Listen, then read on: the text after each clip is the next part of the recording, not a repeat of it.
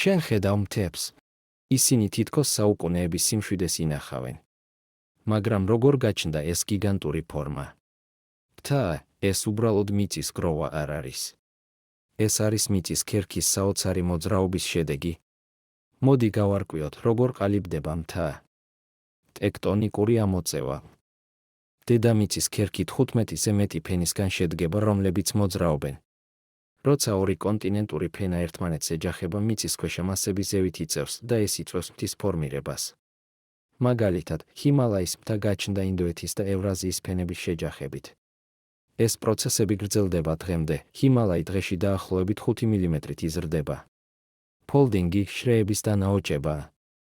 ზოგჯერ მიწის შრეები არ იწევიან პირდაპირ ზევით, არამედ იჭვრიტება და იკეცება. ეს ქმნის ნაოჭა მთებს. შრეები იკეცება როგორც ტილო, რომელიც ზეწოლის ქვეშ იკუჭება. ასეთი მთებია კავკასიონი, ალპები და ანდები. ფოლდინგი გვიჩვენებს, რომ მთა არის ქერქის მოქნილი რეაქცია. ვულკანური მთები. სულ სხვა გზით იქმნება ვულკანური მთები. როცა მაგმა მიწის ქერქიდან ამოდის და ლავად გადაიქცევა, დროთა განმავლობაში ფენებად ილექება და ქმნის მთას.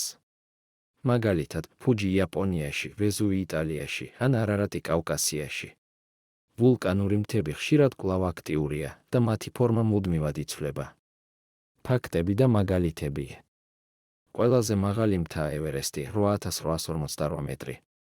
საქართველოში ყველაზე მაღალი მწვერვალი აშხარა 5201 მეტრი. ზოგი მთა ზღვის ქვეშ იწყება, მაგალითად, ჰავაის ვულკანები. მთის წარმოშობა ასახავს რეგიონის გეოლოგიურ ისტორიას, ამიტომ გეოლოგები მთებს წარსულის ქრონიკას უწოდებენ. მთა, ეს უბრალოდ ბუნებრივი ლანდშაფტი არაა. ის დედამიწის ცოცხალი ისტორიის შედეგია. ტექტონიკა, ფოლდინგი და ვულკანიზმი ქმნიან იმ სილამაზეს, რასაც ყოველდღე ვხედავთ. გამოიწერე გეოკორი, ვაგრძელებთ დედამიწის საიდუმლოების აღმოჩენას მარტივად.